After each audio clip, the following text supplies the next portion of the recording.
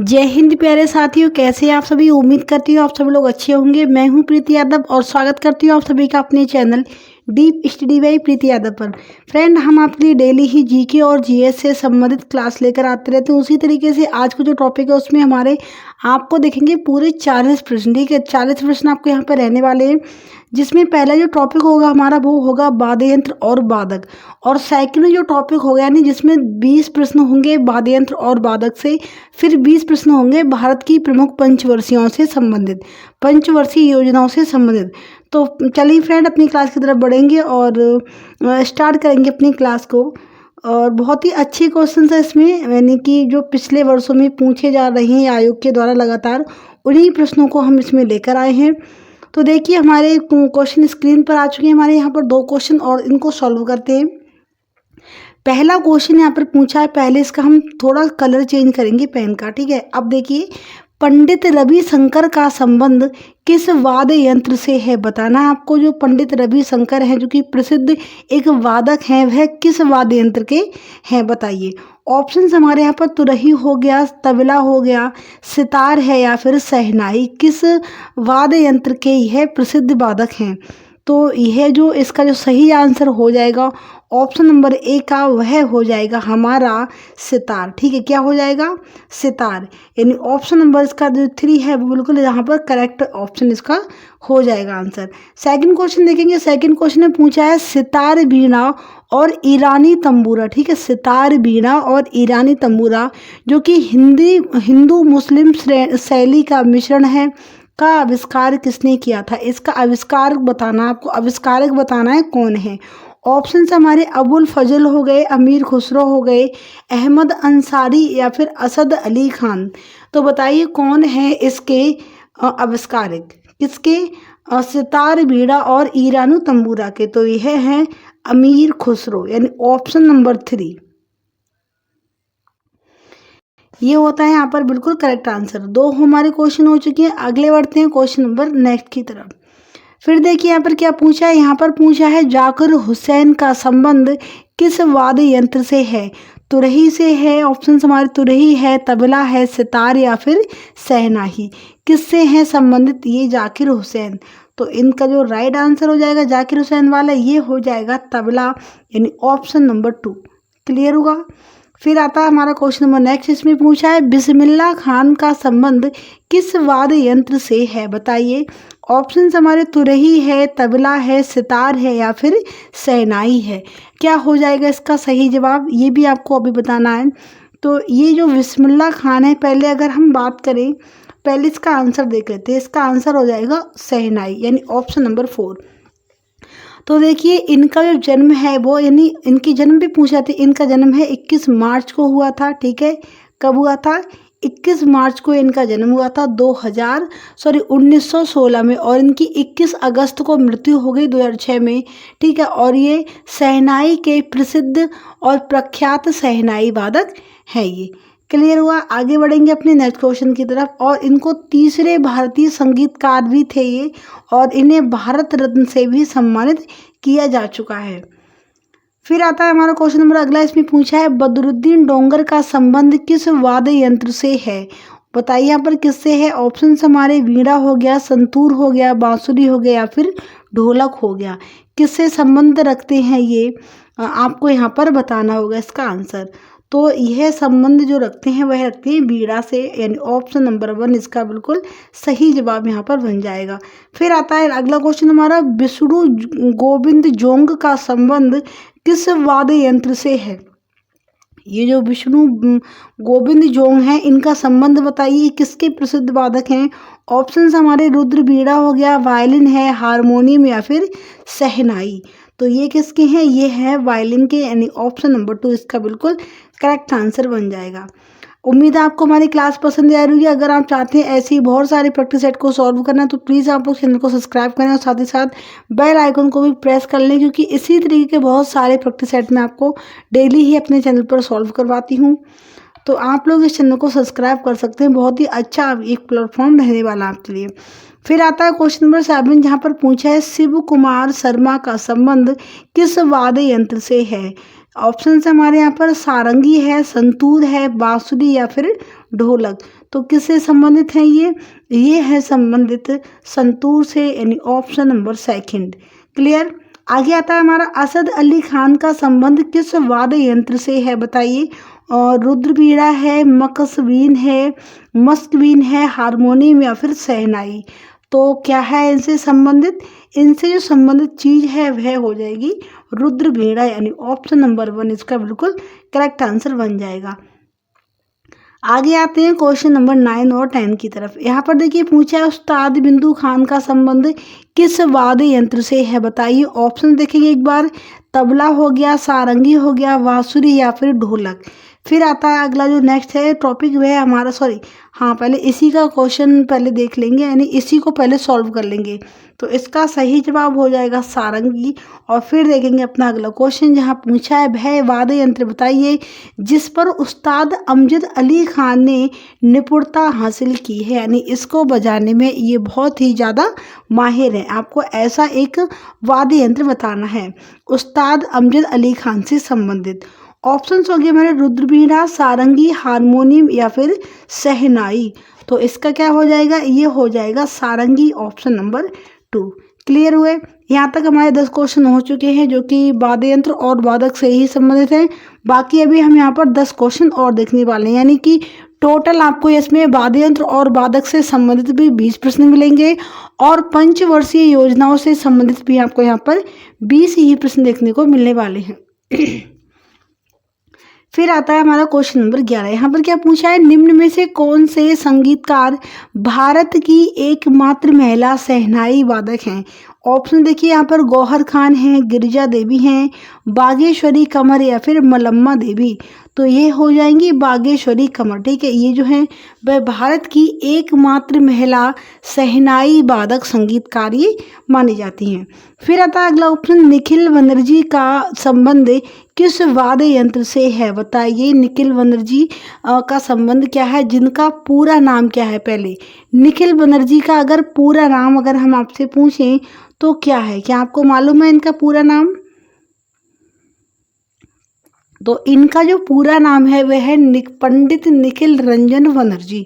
ठीक है, पंडित निखिल रंजन बनर्जी, जिनका जन्म हुआ था 14 अक्टूबर 1931 को और इनकी मृत्यु हुई थी 27 जनवरी 1986 को। ठीक है, फिर अगर हम बात करें इनके उसकी इनका जो वाद्य यंत्र है वह क्या है, वह है सितार। ठीक है, यह सितार वादक थे ये। क्लियर। आगे बढ़ते हैं अपने अगले क्वेश्चन की तरफ और देखेंगे इनमें क्या पूछा है। यहाँ पर पूछा है इन्होंने विलायत खान का संबंध किस संबंध वाद्य यंत्र से है।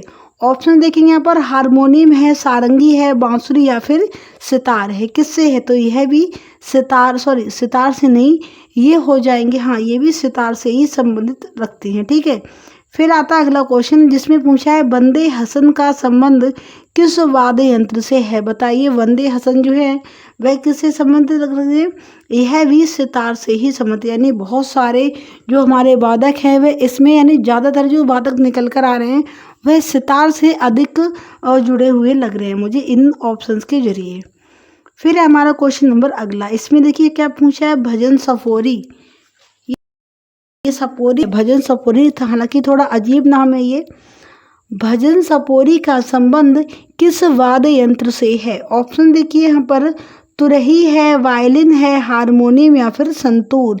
किससे संबंधित रखते हैं भजन सपोरी, तो यह एक प्रसिद्ध संगीतकार थे और जिससे संबंध रखते थे वह थे संतूर वाद्य यंत्र। ठीक है, फिर हमारा उस्ताद सादिक अली खान का संबंध किस वाद्य यंत्र से है। ऑप्शन देखेंगे यहाँ पर हमारे सितार हुआ, वायलिन है, हारमोनियम या फिर रुद्रबीड़ा। किससे संबंधित रखते हैं, उस्ताद असद अली खान, सादिक अली खान। तो यह रखते हैं बीड़ा से संबंध, जो कि रुद्र बीड़ा यहाँ पर ऑप्शन दिया हुआ है।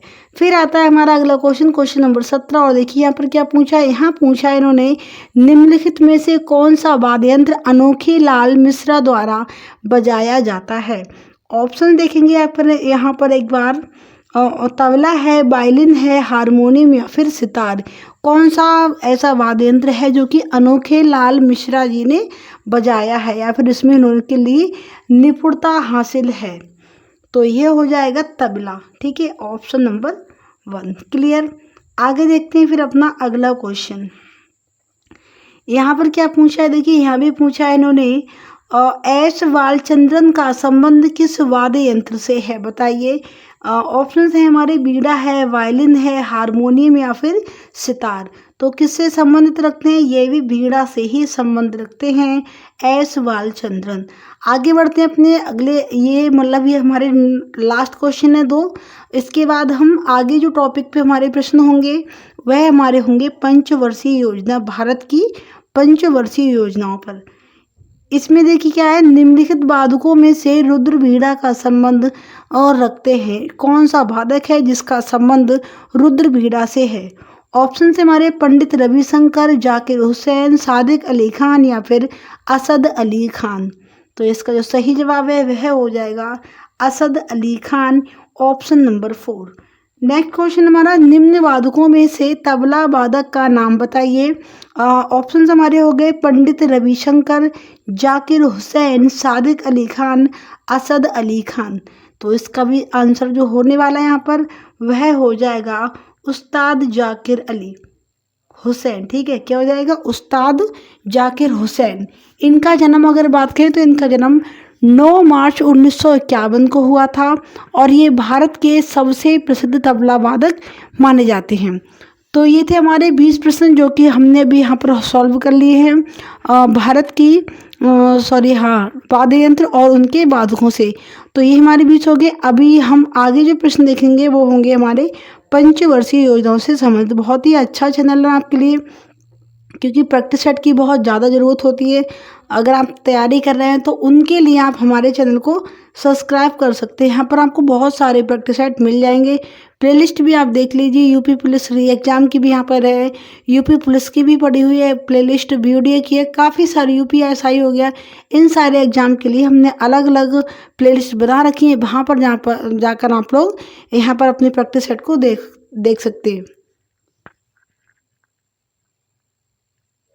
अब आते हैं क्वेश्चन हमारे भारत की पंचवर्षीय योजनाओं से संबंधित। देखिए हमारा पहला प्रश्न यहाँ पर, भारत की पंचवर्षीय योजना प्रणाली को किस देश से प्रेरित होकर अपनाया गया था?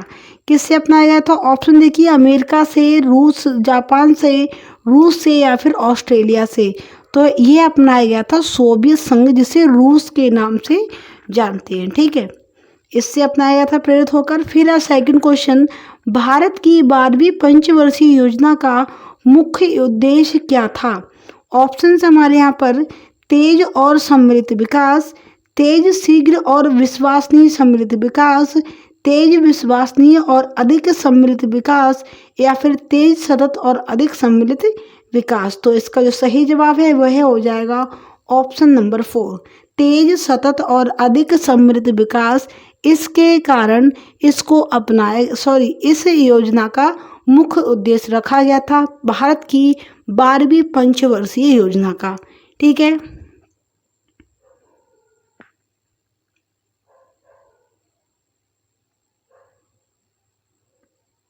अब आते हैं अपने अगले क्वेश्चन की तरफ बढ़ते हैं। यहाँ देखिए क्या पूछा है, इसमें पूछा गया है यहाँ पर, गरीबी हटाओ का नारा किस पंचवर्षीय योजना काल में दिया गया था? ठीक है, गरीबी हटाओ का नारा अगर आपसे पूछे कि उस समय पर भारत की प्रधानमंत्री कौन थी, तो वह थी इंदिरा गांधी। ठीक है, कौन थी? इंदिरा गांधी थी उस समय भारत की प्राइम मिनिस्टर, और उन्हीं ने इस पंचवर्षीय योजना को चलाया था और ये नारा भी उन्हीं ने दिया था, गरीबी हटाओ का। तो किस योजना के तहत दिया गया? ऑप्शन देखेंगे यहाँ पर, 5वीं पंचवर्षीय योजना, 3री पंचवर्षीय योजना, 4थी पंचवर्षीय या फिर 6ठी पंचवर्षीय योजना। तो ये हो जाएगा, इसको सही जवाब है वो हो जाएगा 5वीं पंचवर्षीय योजना। फिर आता है नेक्स्ट क्वेश्चन हमारा, पहली पंचवर्षीय योजना का मुख्य उद्देश्य क्या था? ऑप्शन हमारे कृषि विकास, औद्योगिक विकास, आत्मनिर्भरता और कृषि और औद्योगिक विकास या फिर इनमें से कोई नहीं। तो यह हो जाएगा कृषि विकास। ठीक है, पहली जो थी वह कृषि विकास पर आधारित पहली पंचवर्षीय योजना हमारी थी। आगे आते हैं, क्वेश्चन पे बढ़ते हैं क्लास को कंटिन्यू करते हुए। पहली पंचवर्षीय योजना का मुख्य कार्यकाल कितना था? ऑप्शन देखिए, सन 1950 से 1955, 1956 से 1961, 1951 से 1956 या फिर 1948 से 1951। कौन सी थी पहली पंचवर्षीय योजना, किस सन से हमारी लागू हुई थी? तो यह हुई थी 1951 से 1956 तक पहली पंचवर्षीय योजना। क्लियर। अगले पूछा है, पहली पंचवर्षीय योजना किस मॉडल पर आधारित थी? उसका मॉडल क्या था? ऑप्शन हैं Gadgil formula, Harold Domar model, Dayaram Sahni या फिर पीसी महालनोबिस। तो जो इसका मॉडल था वह था हैरोल्ड डोमर मॉडल। ठीक है, यह इसका मॉडल था। फिर आता है क्वेश्चन नंबर 7 हमारा। देखिए, ये तो हमारे सिर्फ प्रश्न है हमारे पंचवर्षीय योजनाओं से। मैंने इस पर एक पूरी क्लास बनाई हुई है भारत की पंचवर्षीय योजनाओं से। इसकी लिंक भी आपको इसी क्लास के डिस्क्रिप्शन में मिल जाएगी। अगर आप भारत की संपूर्ण पंचवर्षीय योजनाओं को, उनके मॉडल क्या थे, किस सन से लागू हुई, क्या क्या रीजन थे, कौन सी पंचवर्षीय योजना सफल रही, कौन सी असफल रही, और असफल होने के क्या क्या रीजन थे, इन सारी चीज़ों को भी आप उसमें सारी चीज़ें आप अच्छे से पढ़ सकते हैं।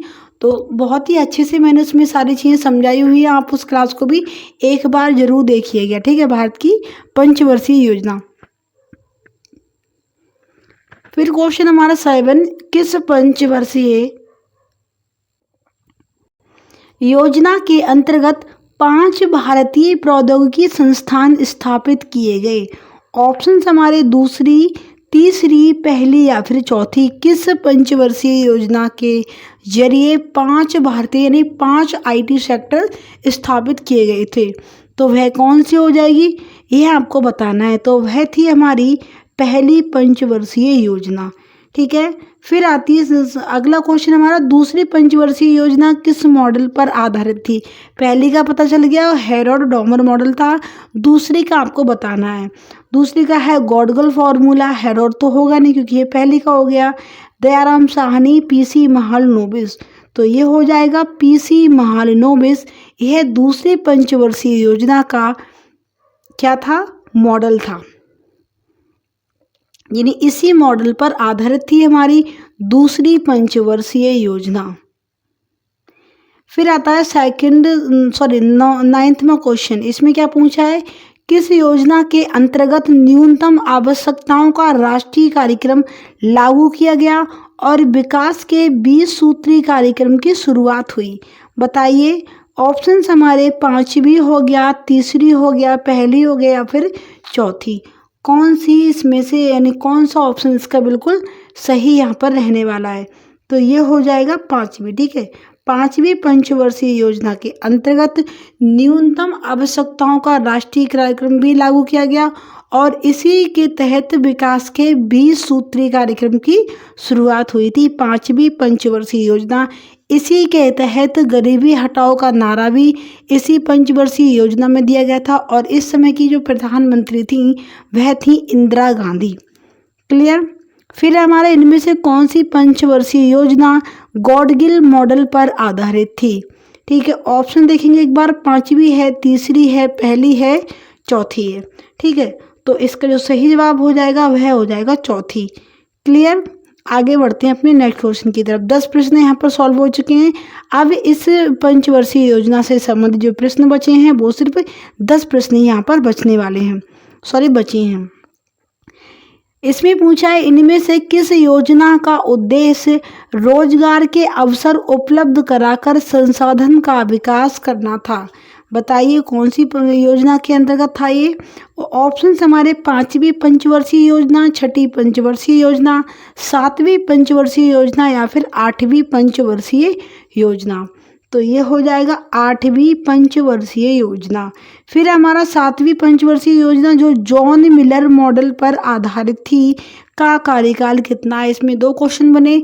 कि अगर कोई पूछे 7वीं पंचवर्षीय योजना का मॉडल क्या था, तो मॉडल क्या हो गया यहाँ पर, जॉन मिलर। ठीक है, ये हो गया यहाँ पर जॉन मिलर, जॉन मिलर, ये इसका मॉडल हो गया।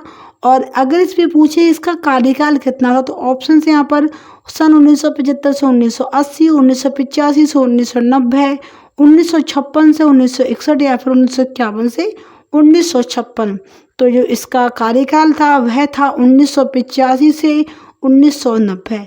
क्लियर। आगे बढ़ते हैं अपनी क्लास को कंटिन्यू करते हुए नेक्स्ट क्वेश्चन की तरफ।